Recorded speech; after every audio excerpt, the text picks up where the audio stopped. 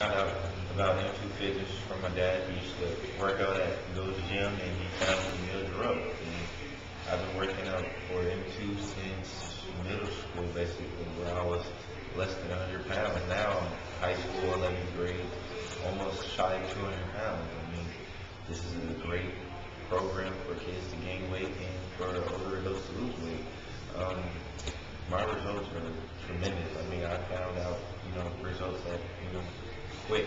He does a great job. He finds out, he builds up muscle areas that most high school basketball players won't even know about. People, high school players, they just want to get big and get their muscles, but sometimes they might not have all the muscles that require them to help them stay from injury. I would recommend this to a lot of my teammates because, it will help them get to the next level and that when they get there, they'll be already prepared and already for the rigorous workouts that they will be, attending and all that stuff. Um, this is a really good place for me. I'm excited because, Emil has done a great job with my body and I just look forward to gaining